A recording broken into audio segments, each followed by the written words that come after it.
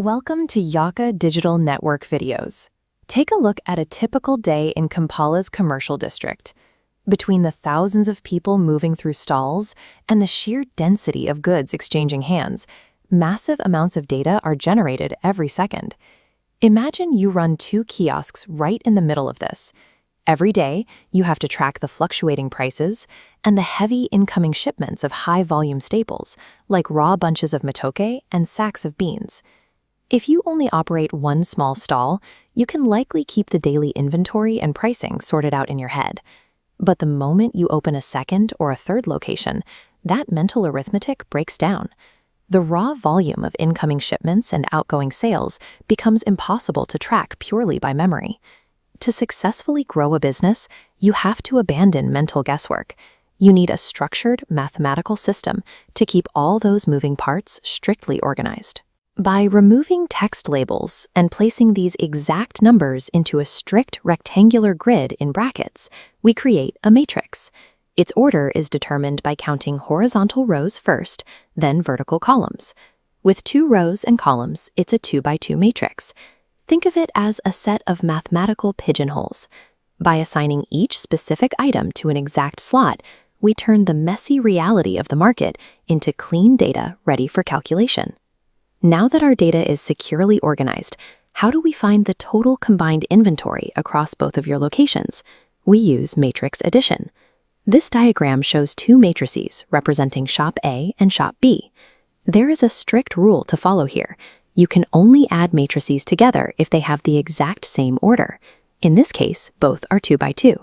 To find the new totals, we simply add the numbers that occupy the exact same slots in both grids. The top left number in Shop A combines with the top left number in Shop B, giving us the total for that specific item. By utilizing this method, you can instantly calculate the total inventory across 3, 10, or 100 identical branches, all at the exact same time. Let's examine a more complex problem. If you need to distribute goods, you must calculate varying delivery costs across an entire boda delivery network. This diagram shows matrix A representing distances and matrix B representing costs per kilometer. Before we can multiply them, they must pass the conformability rule.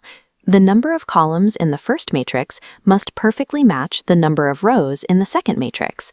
Instead of multiplying corresponding slots, we use the row by column method. We multiply the horizontal row of the distance matrix by the vertical column of the cost matrix. The sum of those products gives us the final fare for a specific delivery route.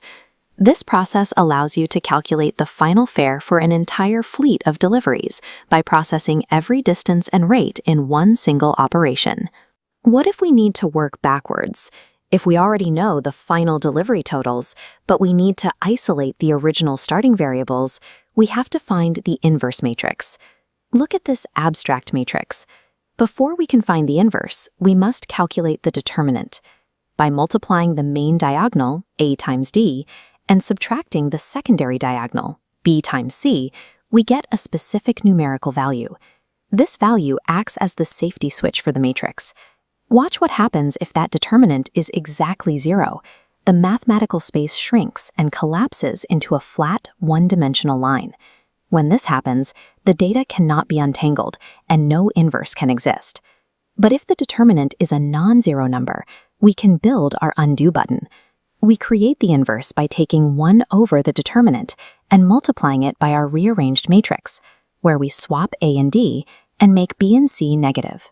Mastering the determinant and the inverse allows you to systematically calculate the original inputs of a data system when you only have the final results. Let's apply this to a real scenario. Suppose you have 2 receipts for bulk purchases of school supplies from this counter. We know the final totals, but we need to find the exact price of a single notebook and a single pen.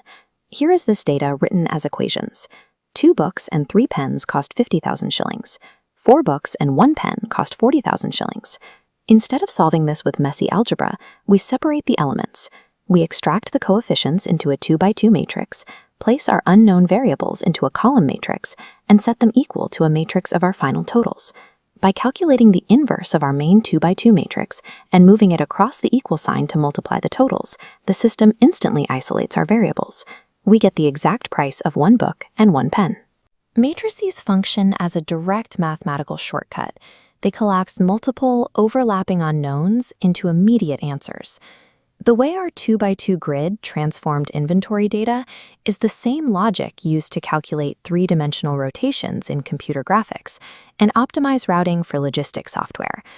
By expanding these grids into massive arrays, computers can process millions of these variables in the time it took us to solve for one book and one pen. Mastering these calculations provides the fundamental language required to organize and scale any complex business system. You can watch more videos for all classes here and get all content at www.yaka.cc.